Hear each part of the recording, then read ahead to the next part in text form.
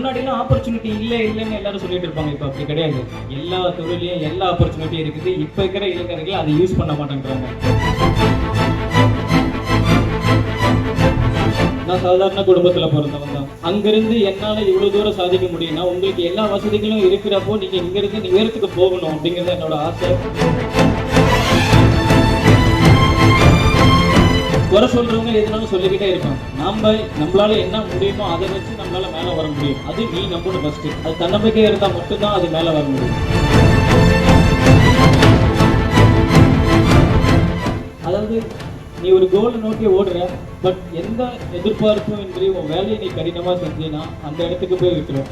அதாவது நான் சாதாரண குடும்பத்தில் பிறந்தவன் தான். இங்கே எல்லாருக்கும் தெரியும்னு நினைக்கிறேன். ஏன்னா எங்கேயோ ஒரு ஊரில் சேலமில் ஒரு குக்கிராமம், சின்ன கிராமத்துலேருந்து அங்கிருந்து என்னால் இவ்வளோ தூரம் சாதிக்க முடியும்னா உங்களுக்கு எல்லா வசதிகளும் இருக்கிறப்போ நீங்கள் இங்கேருந்து நீங்கள் இன்னும் இவ்வளோ பேர் நிறைய உயரத்துக்கு போகணும் அப்படிங்கிறது என்னோட ஆசை.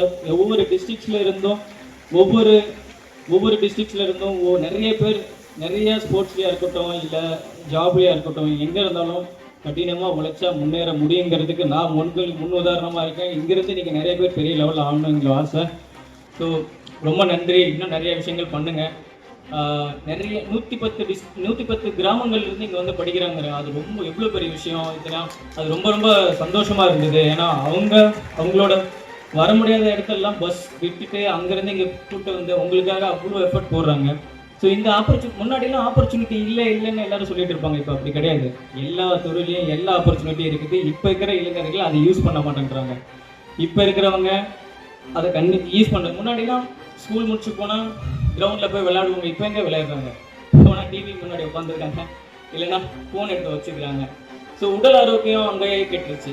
நம்ம டிஸ்ட்ரிக்ஸில் சூப்பரான ஹெல்த்தியான ஃபுட்டு நம்ம டிஸ்ட்ரிக்ஸ் தான் இருக்குது. ஃப்ரெஷ்ஷான வெஜிடபிள்ஸ் இருக்குது, காய்கறிகள் இருக்குது, மீட் இருக்குது, எல்லாமே இருக்குது.